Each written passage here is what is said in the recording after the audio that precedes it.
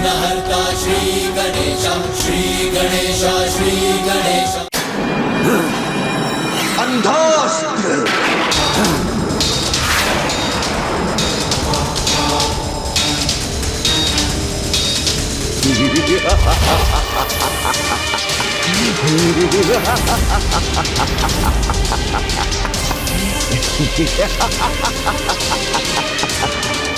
माता, हमें कुछ दिखाई नहीं दे रहा है, सब कुछ धुंधला पड़ गया। हम कुछ भी देखने में असमर्थ हो गए माता।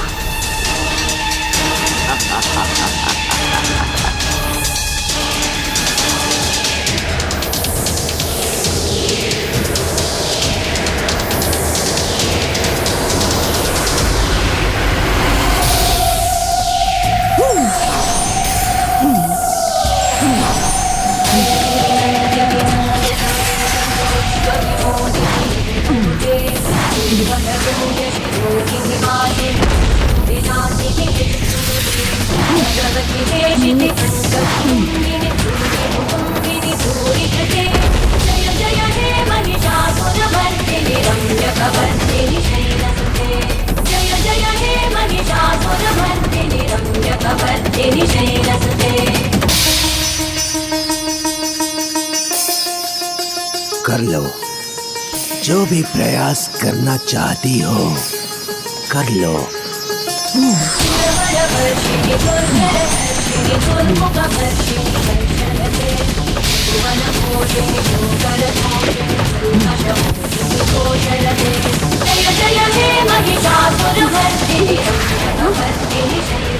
अन्य सभी अस्त्र भी इसके सामने असफल होंगे।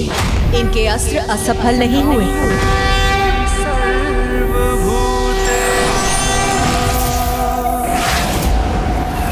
शक्ति रूपेण संस्थिता नमस्तस्यै नमस्तस्यै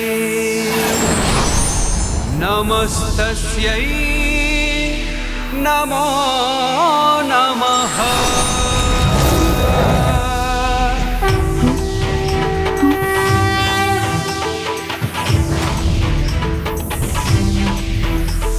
चक्षुमत शस्त्र।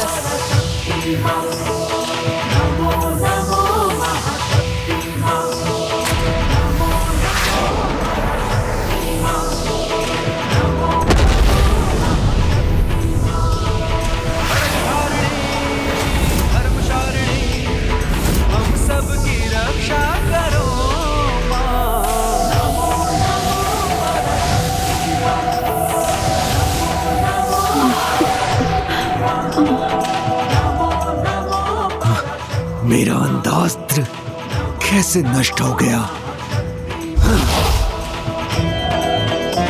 श्री माता ललिता की जय, माता ललिता की जय, श्री माता ललिता की जय, श्री माता ललिता की जय, श्री माता ललिता की जय। प्राण भरो जय ललिता जयकार तेरी, अब भंडासुर संहार करो।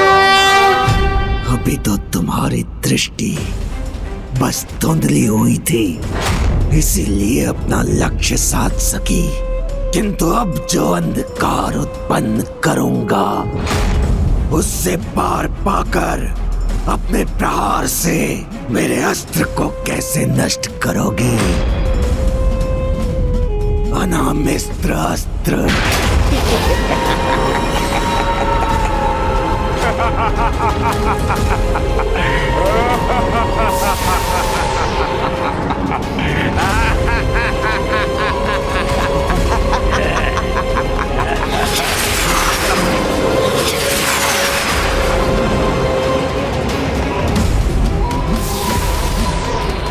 अब मेरे अंधकारी अनामिस्त्र अस्त्र को ना तुम देख सकोगी और ना ही उसका सर्वनाश कर सकोगी। इस अंधकार का लाभ उठाते हुए मैं 2 और शक्तिशाली शस्त्रों का प्रयोग करूंगा।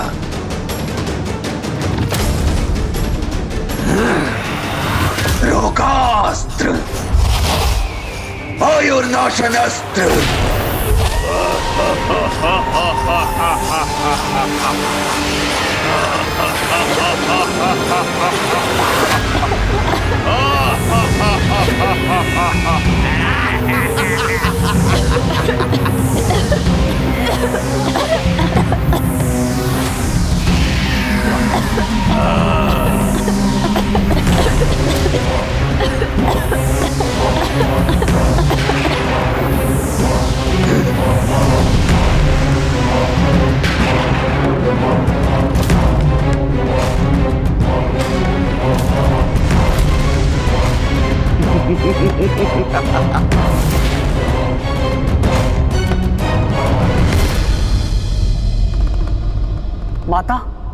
भंडासुर ने तो एक साथ तीनों आसुरी महाअस्त्रों का प्रयोग किया है।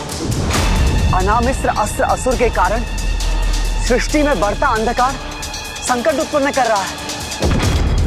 रोगास्त्र असुर अनेक रोगों से सभी को ग्रस्त कर रहा है और आयुर्नाशन असुर के कारण आयु बढ़ने से सभी देवियों पर संकट छाया है। अब तुम कुछ भी कर लो देवी, किंतु ना तुम अपनी सृष्टि को बचा सकती हो और ना ही अपनी सेना को।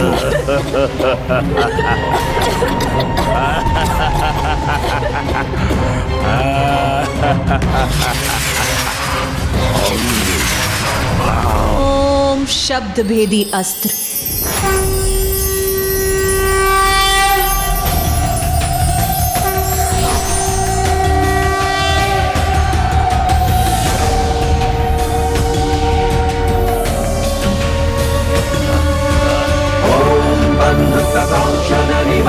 रुचिराक्षमाला निज बाहु दंड है विराण बिंदु शकलाभरणं त्रिनेत्र वर्धाम्बिकेशं निशं वपुराश्रयामि। अच्छा किया जो अंधकार को मिटा दिया तुमने। अब तुम्हें अपनी इन देवियों की दुर्दशा देखने का अवसर तो प्राप्त होगा, क्योंकि मेरा रोगास्त्र इन सब का अंत करेगा और जो शेष रह जाएंगे वो वृद्धावस्था से नहीं बच पाएंगे। इस अस्त्र के प्रभाव से इन देवियों की युवावस्था वृद्धावस्था में परिवर्तित हो जाएगी। समस्या है तो उसका समाधान भी है, इसीलिए अधिक प्रसन्न होने की कोई आवश्यकता नहीं है भंडासुर। रोग है तो उसका उपचार भी है, तो करके देख लो उपचार। अच्युतान गोविंद नमोच्चारण भेषचार नश्चंती शकला रोगा सत्यम सत्यम वदायहम्।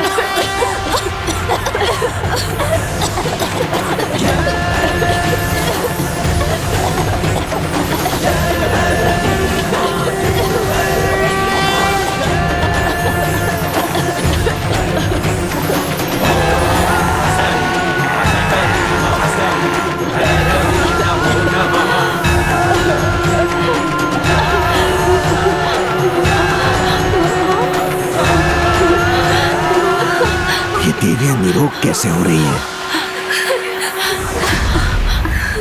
आज भंडासुर को ही नहीं समस्त जगत को ज्ञात होगा कि हर जीव के प्रत्येक अंग में एक देवी का वास है और जो देवी माता का स्मरण करते हुए अच्युत अनंत गोविंद मंत्र का जाप करेंगे वो अपने रोगों से अवश्य मुक्त होंगे।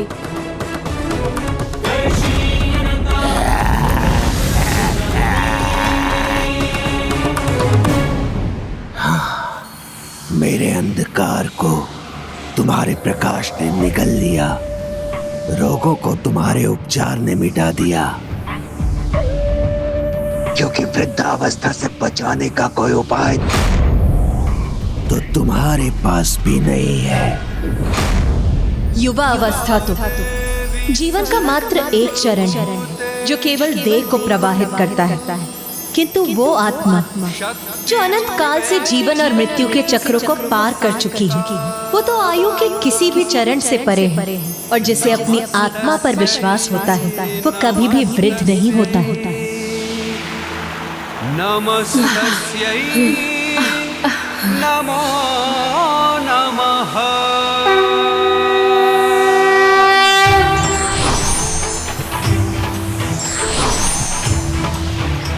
काल कषणी अस्त्र।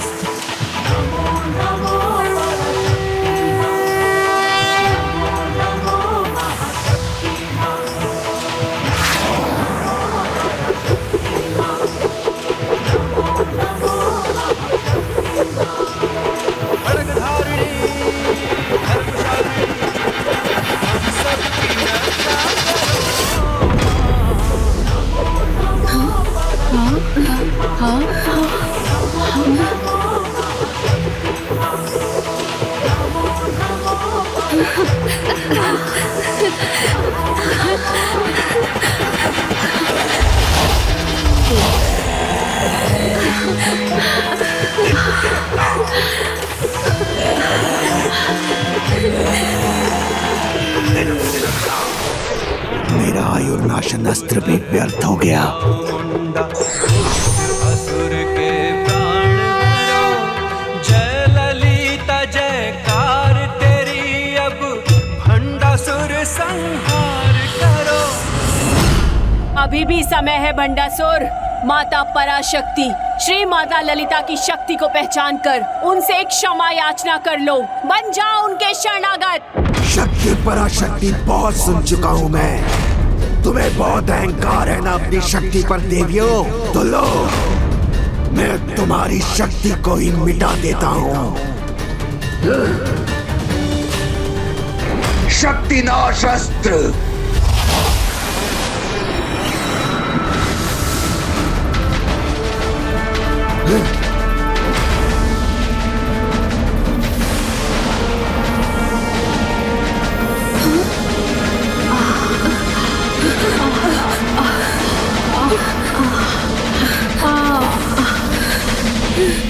मूर्ख भंडासुर, तुम्हारे इस अस्त्र को नष्ट करने के लिए तो मात्र ओम शब्द का उच्चारण ही पर्याप्त है। ओम से उत्सर्जित तरंगों से ऐसी अद्भुत शक्ति उत्पन्न होती है जो किसी भी प्रकार की नकारात्मकता को नष्ट कर देती है। भीतर, बाहर और सभी दिशाओं में सार्थक ऊर्जा का विस्तार करती है। तुम तो अपने अस्त्र से मात्र शरीर की शक्ति छीन सकते हो, किंतु ओम शब्द के उच्चारण से प्रबल होने वाले आंतरिक आत्मबल को नहीं।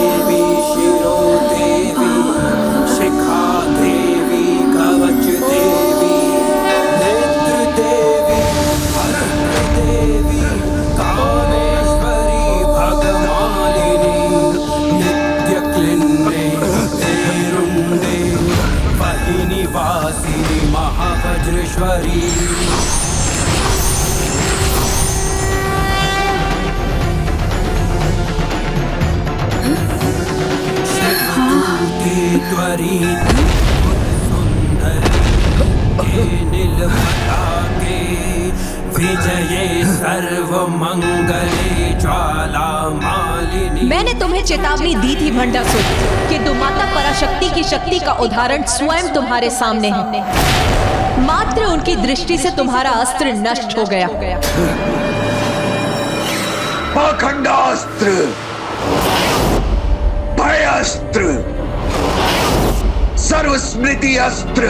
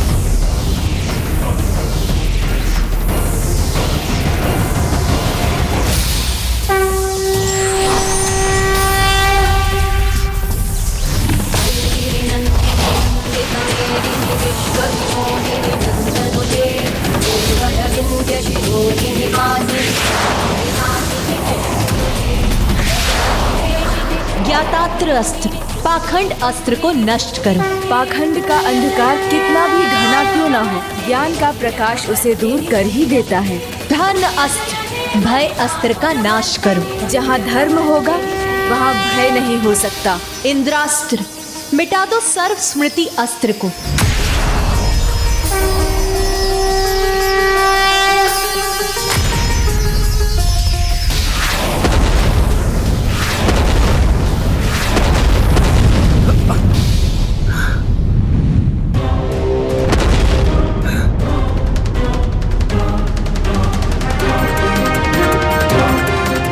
हुई तुम्हारी ये युद्ध क्रीड़ा। इस युद्ध का आरंभ मैंने किया था। तो अपने अंत का अस्त्र से तुम्हारे साथ इस युद्ध का अंत भी मैं ही करूंगा। हाँ। अंत का अस्त्र।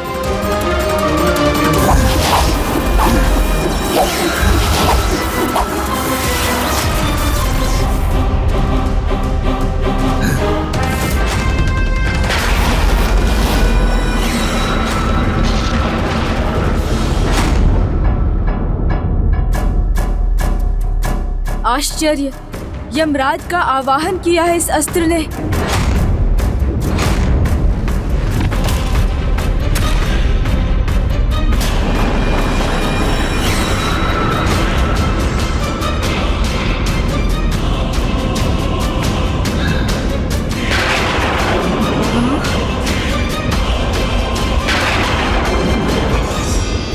तुमने मेरे आसुरी अस्त्रों को नष्ट करने में कोई विलंब नहीं किया था ना?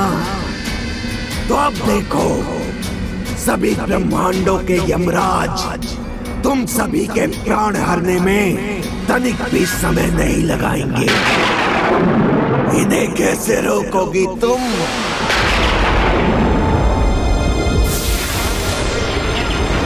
भंडासुर उचित कहता है, यमराज के पाश को रोकना विधि के विधान का उल्लंघन होगा, जो माता कभी नहीं करेंगी। और यमराज का अंत कर उन्हें रोकना तो और भी अनुचित होगा। इस अस्त्र के प्रभाव को निष्क्रिय करने के लिए माता अब किस अस्त्र का संधान करेंगी?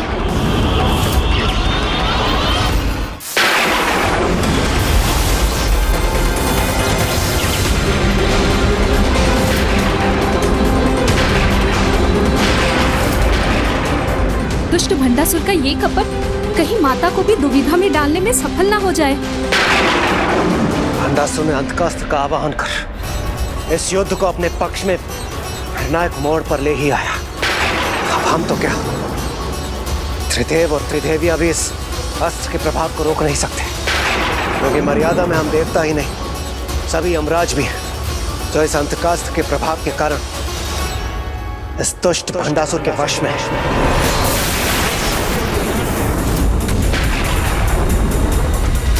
नियम, मर्यादा और धर्म का पालन दुर्बल बनाकर पराजय का ही पुरस्कार देता है। आज समस्त संसार देखेगा कि किस प्रकार नियमों और मर्यादा के बंधन में बंधे उनकी देवी पराशक्ति भी पराजय का ही पुरस्कार पाती है। इसीलिए अपनी जय के लिए कुछ नियम भंग भी होते हैं तो होने दो, इतना तो।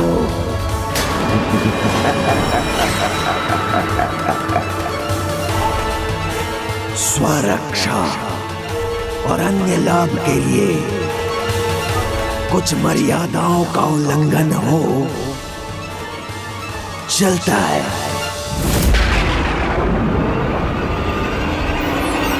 अनेकों बार अपनी अधर्म की सेना को पराजित होते हुए देखने के बाद भी इस दुष्ट का यही विश्वास है कि सब चलता है, क्योंकि ये युद्ध जिसे ये अधर्म की विजय का उदाहरण बनाना चाह रहा है, वो उदाहरण बनेगा अवश्य, किंतु इसका कि चलता है का भाव किसी को आरंभ में कुछ लाभ अवश्य दे सकता है, किंतु अंत में सबको अच्छा या बुरा फल अपने कर्मों के आधार पर ही प्राप्त होता है।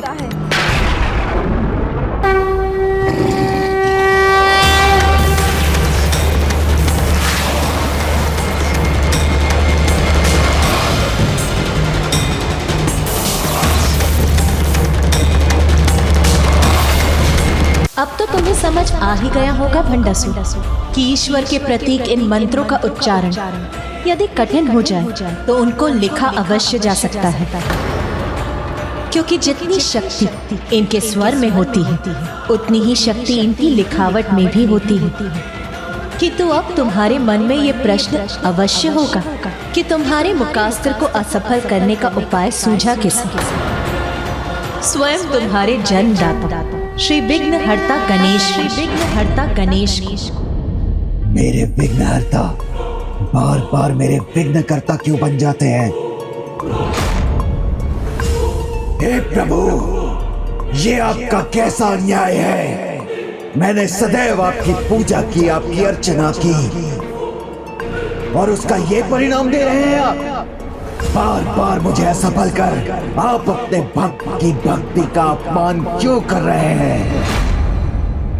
भक्ति तुम क्या जानो भंडासुर, परमात्मा के प्रति परम प्रेम ही भक्ति है। उस प्रेम से जुड़ी श्रद्धा भक्ति है। जो तुमने किया वो भक्ति नहीं, स्वार्थ था। और अपने जन्मदाता के प्रति तुम्हारा आचरण सर्वथा अनुचित था। मेरा आचरण उचित हो या अनुचित, इसका मेरे ऊपर कोई प्रभाव नहीं पड़ता। मैं वही करूंगा जो मैं करता आया हूं। और हाँ, ये भी सुन लो सभी कि गणेश मेरे जन्मदाता नहीं, अपितु स्वयं मैं ही अपना जन्मदाता हूं। मैं ही अपना जन्मदाता हूं। मैं ही अपना जन्मदाता हूं। जिस गणेश जी को आप लोग बहुत ही बुद्धिमान और चतुर कहते हो, वो तो बहुत ही सरल है, और इसी का लाभ उठाया मैंने और विवश किया कि मेरे आकार को साकार करूं। इसीलिए मैं ही स्वयं हूं, मैं ही ईश्वर हूं, मैं ही स्वयं हूं, मैं ही ईश्वर हूं।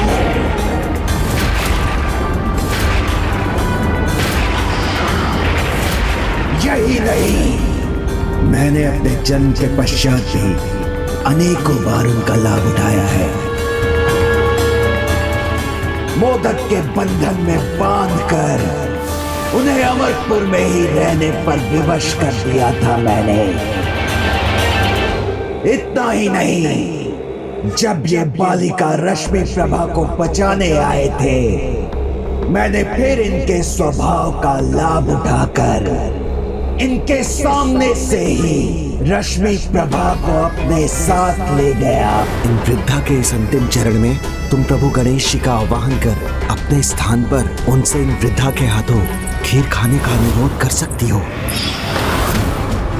इसलिए इन्हें चतुर समझना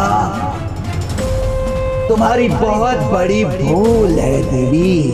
भंडासुर, बहुत बोल चुके हो तुम। ये मत भूलो कि गणेश बुद्धि और ज्ञान के देवता हैं। ओहो, पुनः वही राग। तो फिर ये बताओ, प्रत्येक बार जब मैंने इनका लाभ उठाया तो गणेश जी ने मुझे रोका क्यों नहीं? यदि वास्तव में ये गणेश जी मुझसे अधिक चतुर हैं, तो स्वीकार करें मेरी चुनौती और मेरे अगले प्रहार को अपनी बुद्धि और चतुराई से रोक कर दिखाएं। कदाचित तुम्हें पराजित होने की अत्यंत शीघ्रता है, इसीलिए गणेश का हस्तक्षेप चाहते हो ना तुम?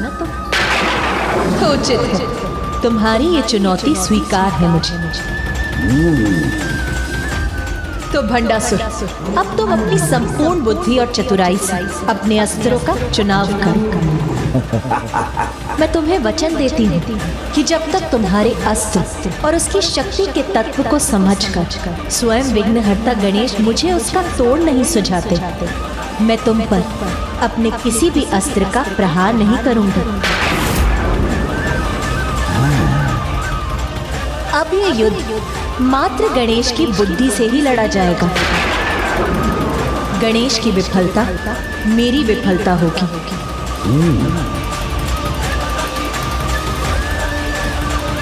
मुझे स्वीकार है। माता ने ये युद्ध की कैसी अवस्था रख दी?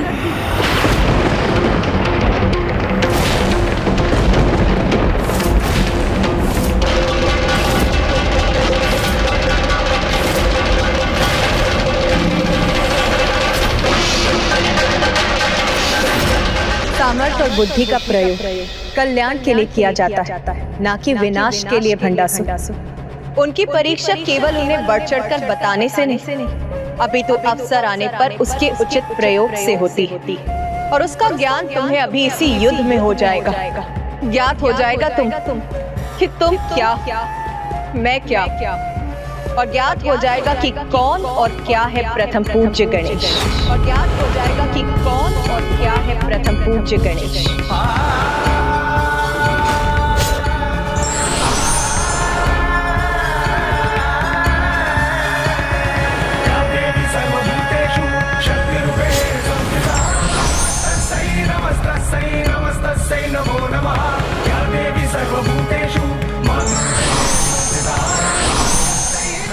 माता ने मुझ पर संपूर्ण सृष्टि की रक्षा का उत्तरदायित्व सौंप दिया। पुत्र गणेश, मेरे आदेश के अनुसार तुम अभी तक इस युद्ध भूमि से दूर थे और अब मेरे ही आदेश से इस युद्ध में तुम मेरा साथ दोगे। अब हमारी देवी सेना में कोई भी देवी अपना अस्त्र तब तक नहीं उठाएगी जब तक तुम इस दुष्ट के अगले प्रहार का सत्व समझकर हमें उसका तोड़ नहीं बताते।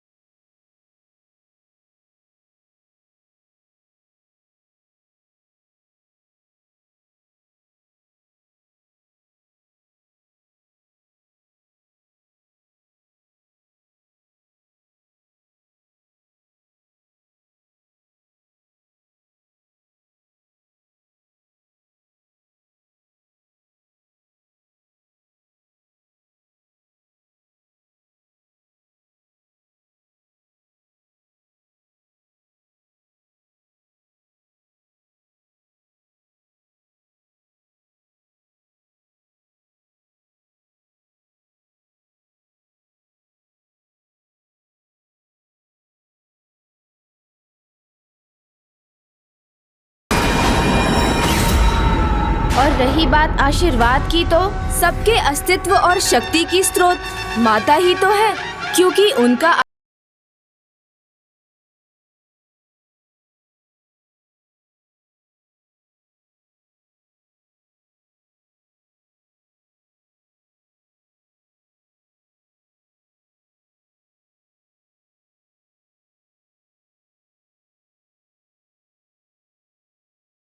में डूबकर भंडासुर ये भी भूल गए कि जहाँ मंगल मूर्ति गणेश वहीं मंगल शुभता है, और ये दिव्य प्रकाश उनके आगमन से देवी सेना में उसी शुभता के विस्तार का प्रतीक है।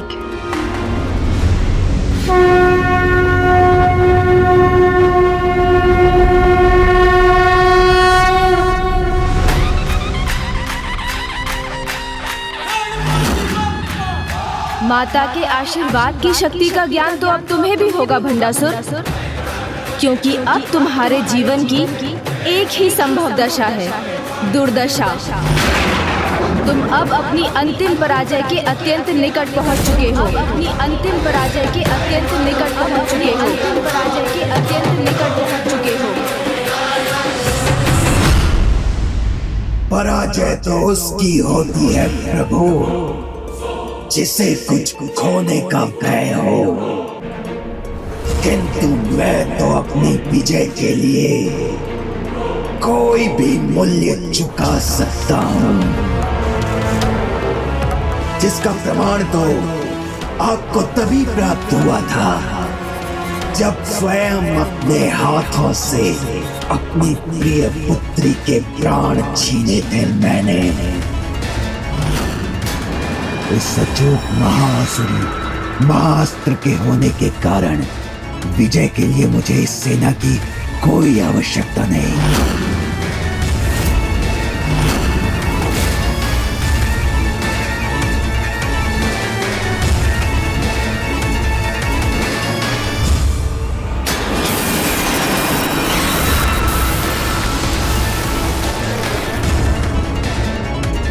और स्नेह रूपी अपनी दुर्बलता को पराजित कर अपनी जय का वो क्रम आरंभ किया जिसका अंत मेरे सामने खड़ी इस नारी की पराजय से ही होगा।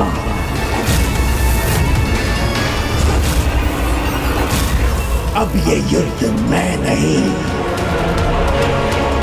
मेरा अस्त्र लड़ेगा और ये अस्त्र आपको किसी का स्मरण भी करवाएगा, आपको किसी का स्मरण भी करवाएगा, आपको किसी का स्मरण भी करवाएगा।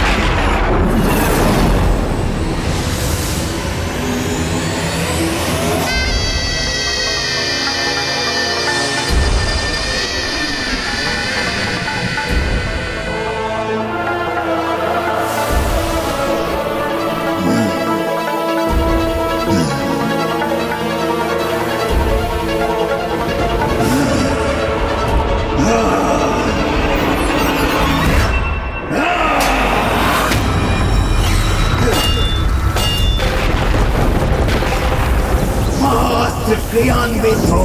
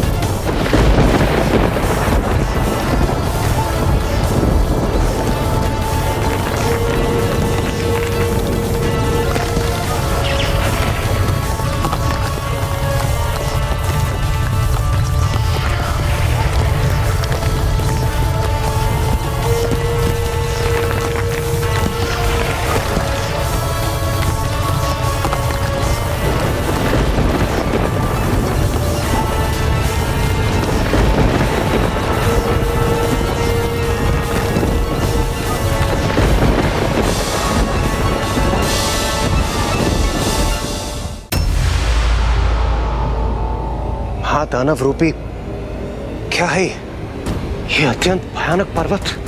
भंडासुर इस अंतकारी पर्वत का कैसा भयानक प्रयोग करेगा?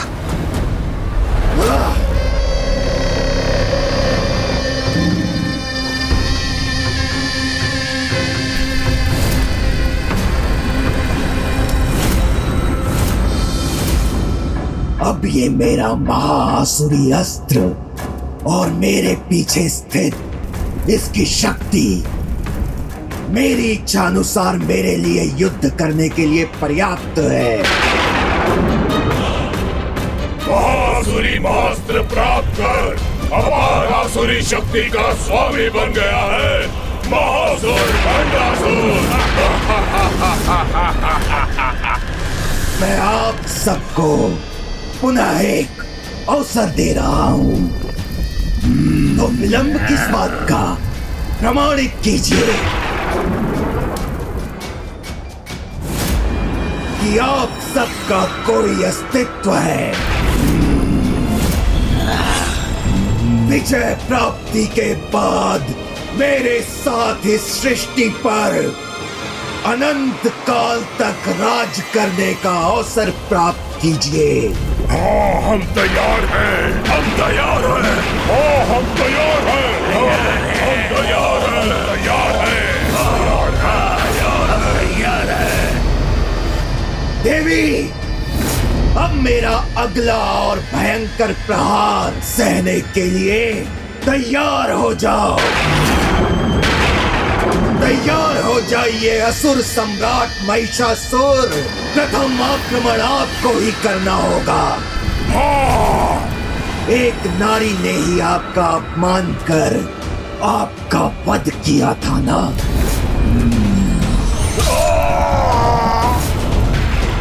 तो अब इस युद्ध भूमि में इस नारी को पराजित कर अपनी उस पराजय का प्रतिशोध लीजिए।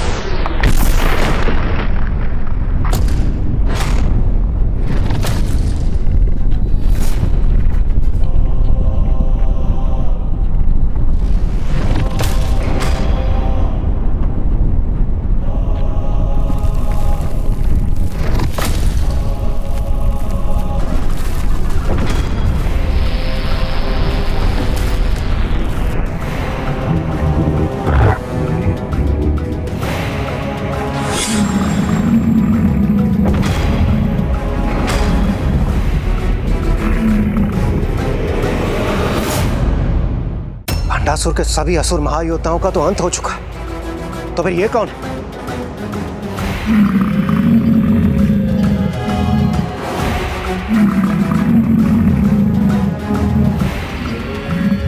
प्रभु, जब तक आप ये समझ पाएंगे कि ये सब कौन है, क्या है और मेरे इस अस्त्र का तत्व और तोड़ क्या है, तब तक ये अपने प्रहार में सफल हो चुका होगा। और वैसे भी आप पर तो मेरे अस्त्र का दूसरा ही प्रभाव होगा।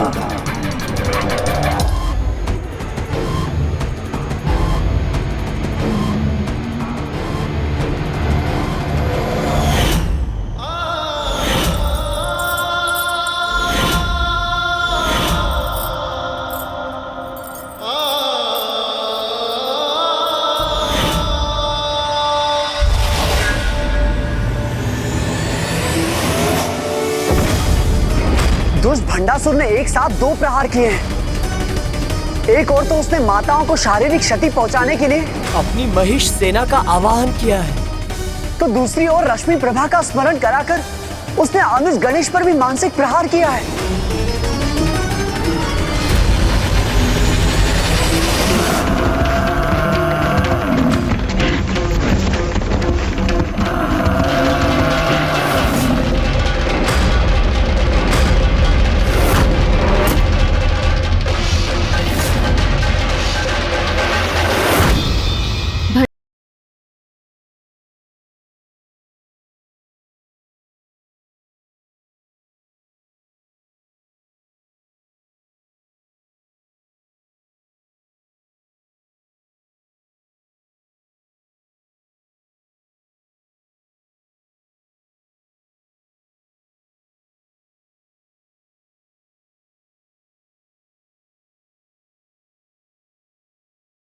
को ढूंढ कर करूंगा।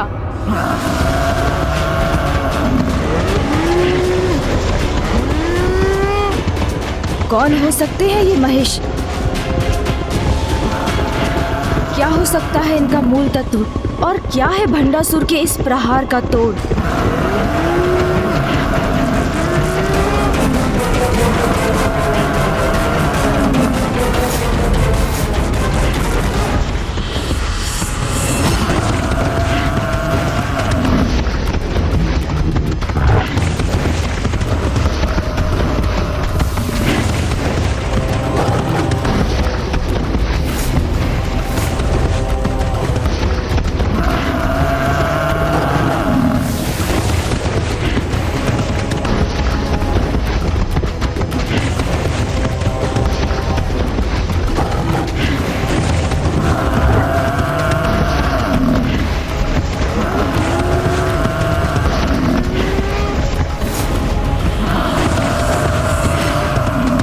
मुझे कुछ सोच क्यों नहीं रहा है, कहीं मुझे विलंब ना हो जाए।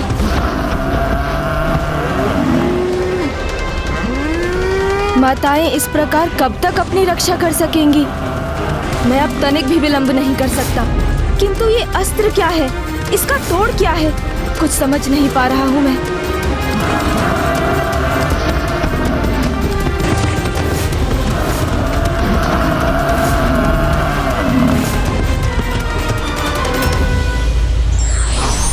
जो व्यक्ति सुख और दुख दोनों में समता बनाए रखता है वो स्थिर बुद्धि है और ऐसा व्यक्ति हमेशा विजय प्राप्त करता है।